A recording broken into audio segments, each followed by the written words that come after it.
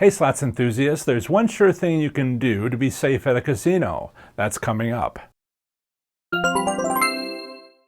Hi, my name is John Friedel. Welcome to Professor Slots, a channel that's all about mastering casino slots so you can win your way to success. If you've ever walked into a casino, looked around, and wondered what's going on with slots, I can help.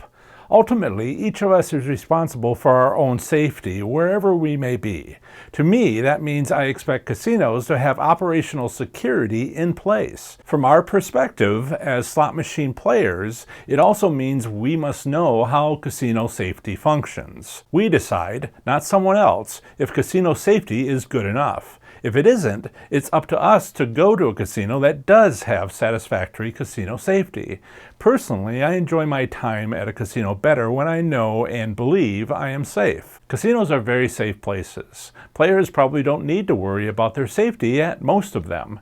However, like your honor, it's intrinsically more important to you than anyone else. This video logically walks through general patron movements and their most common actions when visiting a casino. I'll also assess and discuss any potential points of vulnerability in casino safety. Instilling any sense of fear of casinos isn't my intention. Are you ready, comfortable even, to request a pair of casino security guards escort you to your car? Are you ready to have a dozen strangers standing around you while winning one taxable jackpot after another? It is my hope that this video will assist players to develop situational awareness within the casino environment. Naturally, I'll be emphasizing gambling via slot machines, whether they are inside or outside of high-limit slot rooms. Why develop this situational awareness for a casino environment? The answer is simple. Slots players carry cash. Unfortunately, even the possibility of carrying cash can be attractive to people having a criminal intent. I'm only pointing out a hard truth. Gambling is a cash business. At some point, while gambling via slot machines at a casino, players are carrying around some cash. That is to say, their bankroll. With this cash in their pocket, they may have parked in a nearby parking structure, then used its elevator to reach the casino entrance. Or maybe they didn't arrive at the casino with cash, but rather withdrew it within the casino from an ATM. However a player actually arrives at the casino floor with their bankroll, there was a time and distance across which they were carrying cash. However, casinos work incredibly hard to provide as safe an environment as they possibly can everywhere a patron might enjoy gambling in their establishment. But how? Consider what happens when winning a taxable jackpot.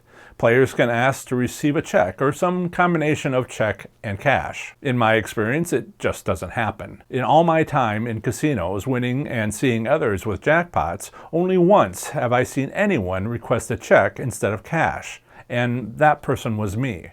Even so, I did so only after winning a car. Even then, it was only for half of the $40,000 cash prize. Poker players have a good solution.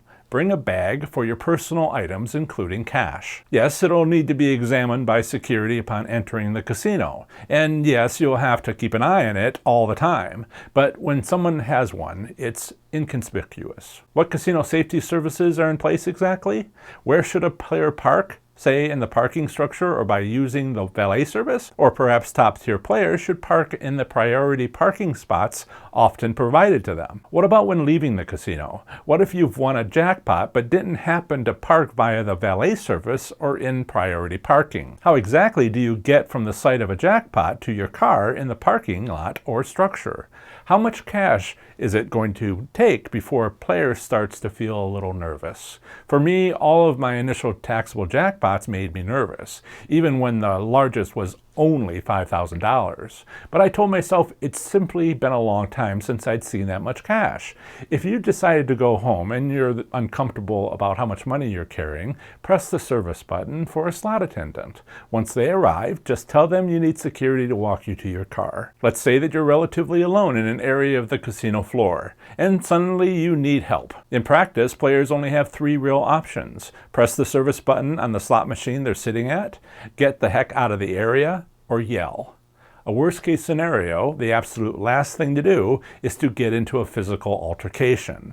Yelling for help is all that is needed in a casino environment, as it both acts as a deterrent to the attacker while simultaneously bringing assistance. Finally, remember that security cameras have multiple views of every area of the casino. While it may take a moment for security to get to you, it's all recorded. There is no question that individual and family safety is important to you. It's also important to casinos, as an incident wherein a crime is perpetrated upon a casino patron has equally serious consequences for the casino. Possible damage to a casino business includes a loss of reputation and income. This can occur both with the patron or patrons involved in an incident. Damage can also occur with its casino patrons as a whole, if or when the incident becomes public knowledge. Incidents become public knowledge in several ways, including news reporting, word of mouth, and possibly even through gaming regulatory requirements. Ohio's Casino Control Commission is the legal authority that regulates gaming in the great state of Ohio. Every state's gaming commission is different, and Ohio reports on any crimes committed at casinos within the state. Ohio's Gaming Crimes and Statistics give quarterly updates on their enforcement website. If your state provides similar crime statistics, wouldn't this information impact which casinos you like? To help slots enthusiasts, I've created an online resource reviewing slot machine casino gambling in each state, territory, and the federal district. Each state-by-state article is accessible online at ProfessorSlots.com, followed by each state's postal designation. For instance, my Oklahoma Slots article is available at ProfessorSlots.com/OK. At Slots, players focus on a row of machines while having limited peripheral vision. They can see directly forward where their attention is fully focused. It is quite possible to be completely unaware even if someone sits down within a couple of chairs on either side.